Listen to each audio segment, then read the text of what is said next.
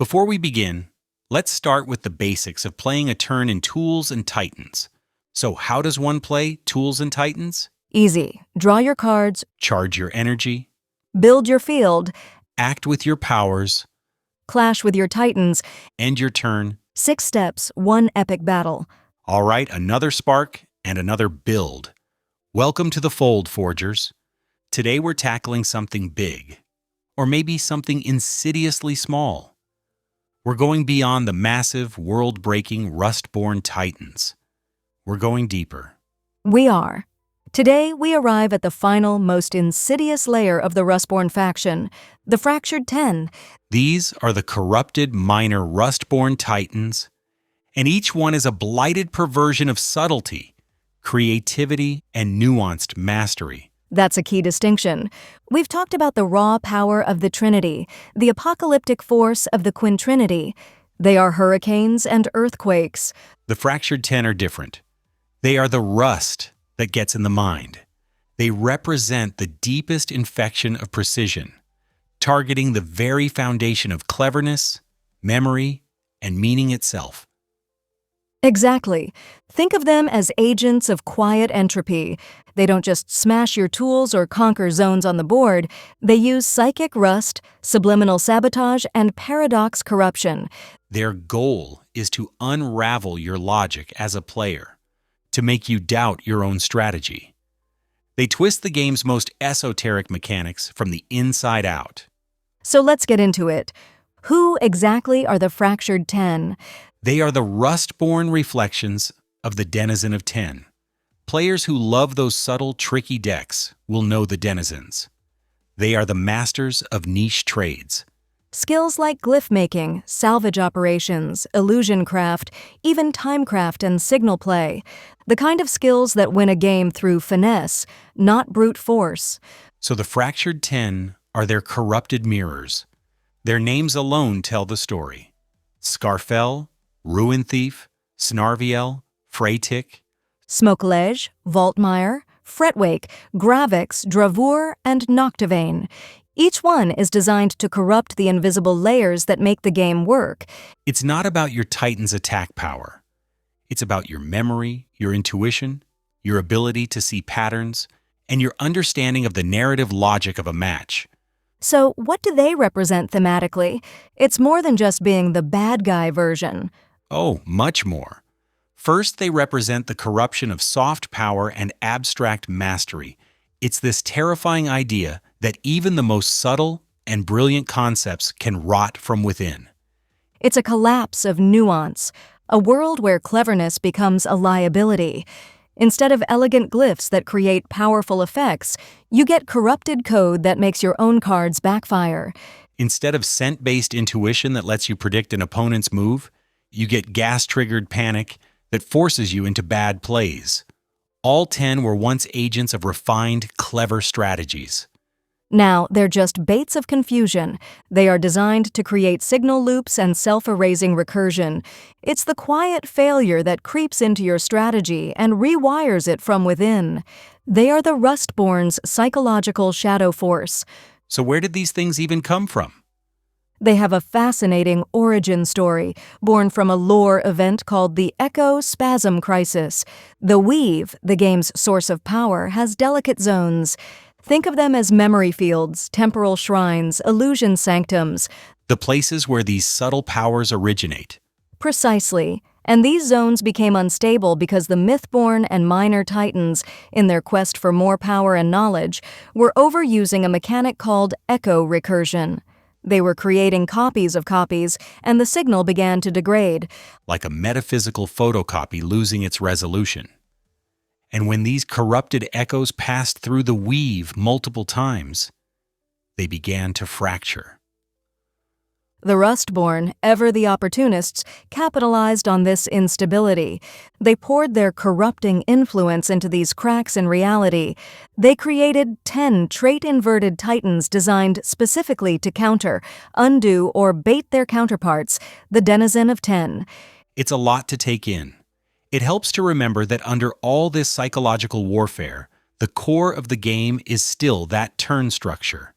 Every Titan turn, draw, charge, building act, clash, and 6 steps, infinite ways to forge your victory. But the Fractured 10 try to corrupt every single one of those steps, which brings us to where they dwell. Their home zones sound just as twisted as they are. They are. Each one manifests in a distorted version zone of their pure counterpart, a place where identity and memory no longer obey the laws of cause and effect. Give us some examples. Let's start with Scarfel. All right, Scarfel, the corrupted glyph maker. He dwells in the Glyphbreak crypt. Imagine a zone where the helpful symbols on your tool and task cards start to scream, where they actively rewrite themselves into harmful code as you play them. Your entire strategy book is now written in a language that hates you. That's chilling. Okay, what about the illusionist, Snarvielle?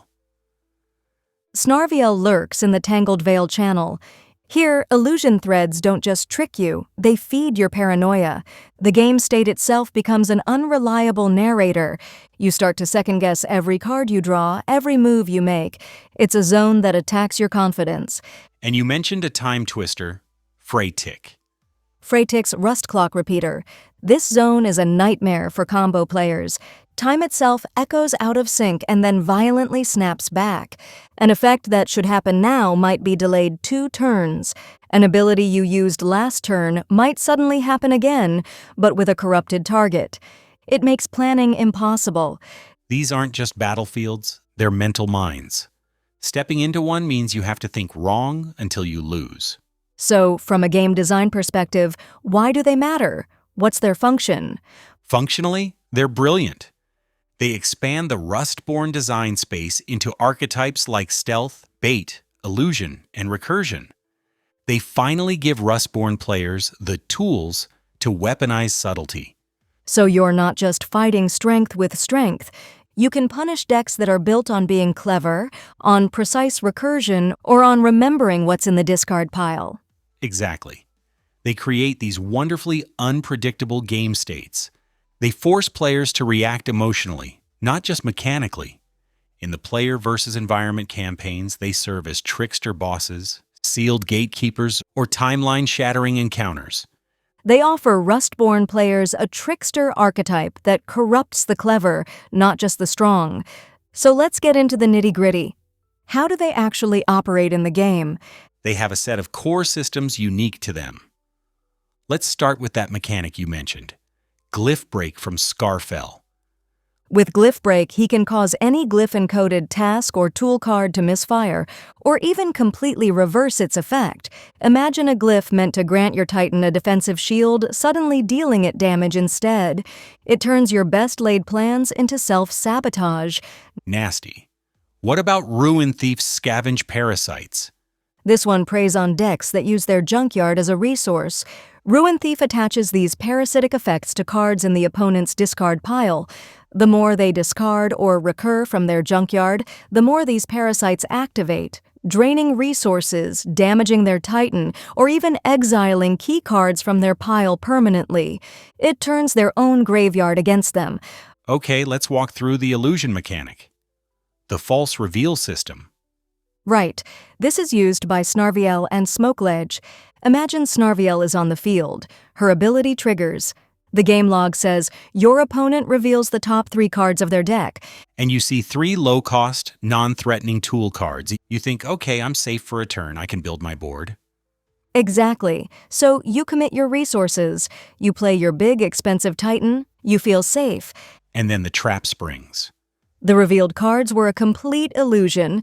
The actual top card of their deck was a board-wiping task card. And because you played your Titan after the reveal, it triggers a secondary effect that exiles your new Titan from the game. You were baited into overextending based on a total lie. That's brutal.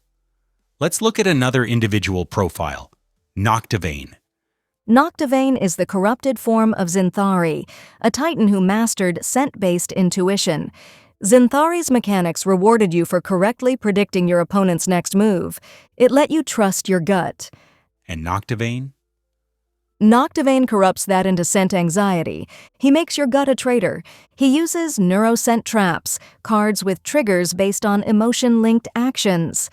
For example, A trap might trigger if an opponent plays a card immediately after one of their own titans was defeated. It punishes a predictable emotional response. Another might punish a player for hesitating too long, tracking the time between phases. It's an anti-intuition loop. so it's clear these titans are built for a very specific kind of player. What are their biggest strengths? Their main strength is total confusion warfare. They are perfect for controlling the psychological pace of the game. Their traps are often unblockable by standard counterspells. Because they don't target cards on the board, they target the player's choices and the game's flow. And they exploit deck fragility. A recursion deck like a Kleptorix engine build just fuels Ruinthief's parasites. You're literally handing them ammunition. A combo deck that needs perfect ordering gets shredded by Fraytick's time snaps. But they have to have a weakness. They can't be unstoppable. Of course not. Their biggest weakness is their low base stats. They rely almost entirely on interaction, not board presence. They don't have high attack or health. They aren't brawlers. They are also highly dependent on opponent actions. You have to correctly predict or respond to your opponent's choices. If you guess wrong, your trap might do nothing. So a straightforward, aggressive deck could be a problem for them. A huge problem. A direct aggro build, like a Tool Titan Rush deck, can overwhelm them early. You have to beat them by turn 3 or 4. If you give them to turn 5 or 6 to set up their web of traps, it's probably too late.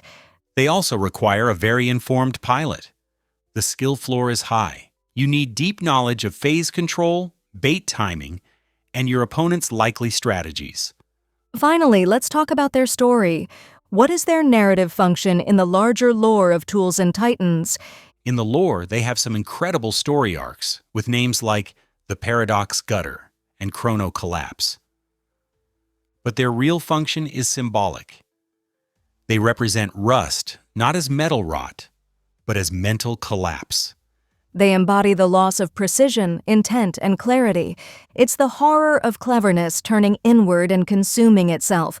That's the perfect way to phrase it. In the T and T mythos, the Fractured Ten are not seen as monsters. They're seen as the mirror breaking back. They are a reflection of what happens when subtle arts are pushed to their breaking point. It's a powerful concept, and it all plays out on the board, turn by turn. A constant battle between creation and this insidious logical decay. And in every match of Tools and Titans, your tradecraft unfolds in 6 simple moves. Draw, Charge, building, act, clash, end. simplicity for the novice, Mastery for the Titan.